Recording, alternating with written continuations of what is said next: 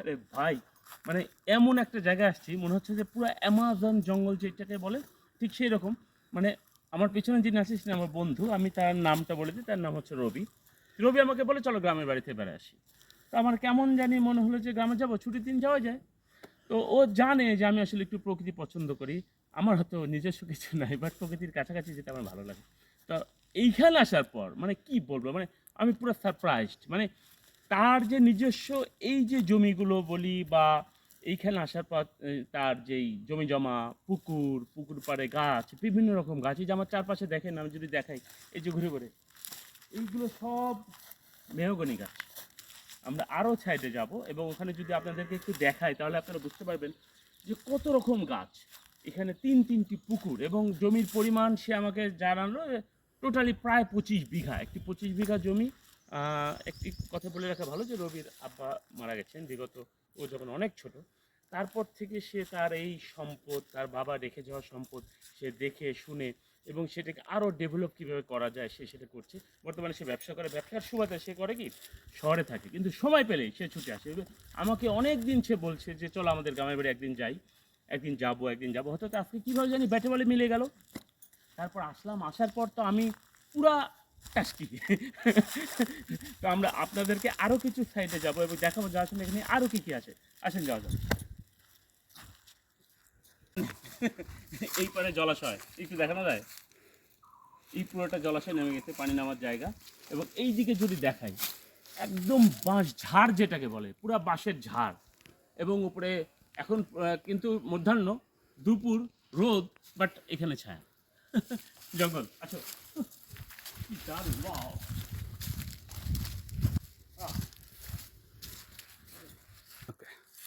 এই যে বাঁশ ঝাড় দিয়ে হেঁটে আসলাম, একটু কাছে আসো। এই যে আমার পেছনে যে পুকুরটি দেখা যাচ্ছে, যদি একটু পুকুরটা দেখো, এইটা আমার বন্ধু রবি এইখানে মাছ চাষ করে এবং ও মাঝে মাঝেই এখান থেকে ট্রাকে করে যখন মাছ নিয়ে যায়। আমি একদিন ওকে বললাম যে এত রাতে কী করো, তো বললো বন্ধু মাছের চাষ করতে হলে রাতেই উঠতে হয়। মানে ও যখন মাছ ধরে সেই মাছগুলো যখন ট্রান্সপোর্ট করে, মানে বিশেষ করে ট্রাকে করে যখন বিভিন্ন স্থানে নিয়ে যেতে হয় মাছ বিক্রি করতে, যার কারণে রাতে ওকে জাগতে হয়। আজকে বুঝতে পারলাম ও কেন রাতে জাগতো। এই যে বিশাল পুকুর, আরও পুকুর আছে দেখাবো, আসুন। এই যে এতক্ষণ আপনাদেরকে আরেকটি পুকুর দেখালাম, এই যে আমার হাতের বাম পাশে দেখেন, এইটা আরও একটি পুকুর। এইখানেও মাছের চাষ হয় এবং টোটাল এই 25 বিঘা যেই জায়গাটি আছে তার পুরো জায়গাটি জুড়ে পুকুর এবং পুকুরের চারপাশে গাছ, এই যে আম গাছ, তারপরে লেবু বাগান আছে। আমি আপনাদেরকে একটু লেবু বাগান দেখাই আসুন।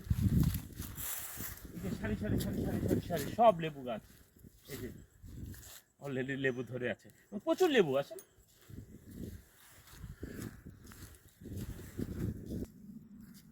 এই যে লেবু, মানে মানে মানে ভালো লাগা যে কত রকম হতে পারে আজকে আসার পর, মানে আমার মনে হচ্ছে এখানে আসা আমার সাকসেস। এবং এই যে দেখেন, মানে এই যে চারিদিকে যদি আমি বলি যে আমি একদম অ্যামাজন জঙ্গলের মধ্যে আছি, মানে মনে হচ্ছে যে পুরোটা জঙ্গল, বাট এইগুলো এই সাইডে পুকুর, এই সাইডে পুকুর, এইখানে লেবু বাগান। মানে আমার বন্ধুটা হয় কি, সে খুব চিন্তাশীল একটি মানুষ, আধুনিক একটি মানুষ এবং সে নাটোর শহরে একটি ভালো বিজনেস করে। শহরে থাকার কারণে তার গ্রামে আসা কম হয়, বাট সে প্রায় আসে। আর আসার কারণটা আজকে বুঝতে পারলাম। আসেন আরও কিছু দেখাবো। ওয়াও, এই যে আমার পাশে যেটি দেখা যাচ্ছে, মানে এইটি একটি ঐতিহাসিক গাছ। এই কারণে বলার কারণে আমার যে বন্ধু, এই গাছটি যদি একটু আপনার থিকনেসটা দেখান, এই যে দেখেন এটা বিশাল একটি মেহগনি গাছ, বিশাল বড় গাছ। এবং এই গাছটির বয়স আনুমানিক যদি ধরা যায় 50 বছর প্রায়। এইটার ঐতিহাসিক কারণটা হচ্ছে, এটা আমার বন্ধু এই গাছের কাছে আসলে প্রায় স্মৃতিকাতর হয়ে যায়, কারণ এইটি তার বাবার নিজে হাতে লাগানো গাছ। এবং সে আমাকে আস্তে আস্তে বলছিল, বন্ধু এই বাগানের মধ্যে আমার সবচেয়ে প্রিয় জায়গা এই গাছটা। এই গাছটার কাছে আসলে সে তার বাবার গন্ধ পায়, বাবার কথা মনে পড়ে।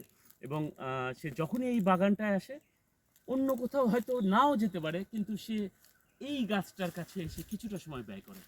আসলে এটা একটি অন্যরকম ভালো লাগার জায়গা। ভালো থাকুক তার বাবা, সবাইকে, সব পৃথিবীর সব বাবারা ভালো থাকুক। আসেন যাই। এইটা একটি সান বাঁধানো ঘাট এবং পুকুর পাড়। এইটাও আমার সেই বন্ধুরই পুকুর পাড়। যেইটা আরও একটি বিষয় এখানে কাজ করছে সেটা হচ্ছে যে এই পুকুরটা যার বা আমার যে বন্ধুর দাদা যিনি বাবা ছিলেন তার নাম হচ্ছে হাজি তসিরউদ্দিন, হাজি মোহাম্মদ তসিরউদ্দিন। তৎকালীন হাজি সাহেব, মানে তৎকালীন তিনি যে সময় হজ করেছেন সেই সময় যদি আমরা বলে থাকি যে সেই সময় কিন্তু মানুষকে জাহাজে যেতে হতো এবং হয়তো অনেক সময় লাগতো। তিনি তৎকালীন একজন এবং এখানকার সম্ভ্রান্ত পরিবারের সন্তান, যার কারণে আমার পিছনে দেখা যাচ্ছে একটি মসজিদ। এই মসজিদটি তার নিজের জমিতে তিনি দান করে গেছেন এবং এই এলাকায়, মানে এই গোকুলনগর এলাকার সর্বপ্রথম মসজিদ। আমি যদি একটু ডানে দেখাই, এইটাই আমার সেই বন্ধুর বাড়ি। প্রত্যেক বাড়ি এই পুকুর পাড়েই তাদের বাড়ি, ওই যে দূরে দেখা যাচ্ছে এইটা আমার বন্ধুর সেই প্রত্যেক বাড়ি। এইখানেই তার জন্ম, বেড়ে ওঠা, শৈশব। এখান থেকে কৈশোর পার করে সে এখন ব্যবসায়িক সূত্রে নাটোর সদরে থাকে। তো এইটাই মসজিদ, পুকুর, বাড়ি, বাগান, মানে কি যে একটা ভালো লাগার জায়গা, এটা বলে আসলে বোঝানো যাবে না। আজকের দিনটা মনে হচ্ছে অন্যরকমই গেল।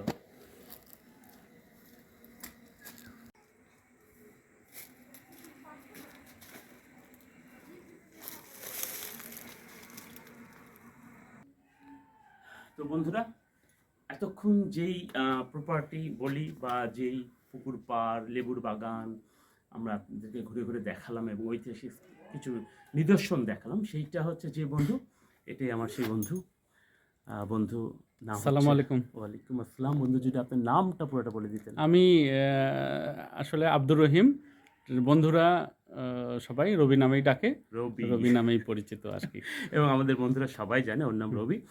ও নাটোরে একটি বিজনেস করে, যেটা হচ্ছে নাটোর মাদ্রাসা মোড়ে অবস্থিত ইউনিক সুপার শপ এর স্বত্বাধিকারী।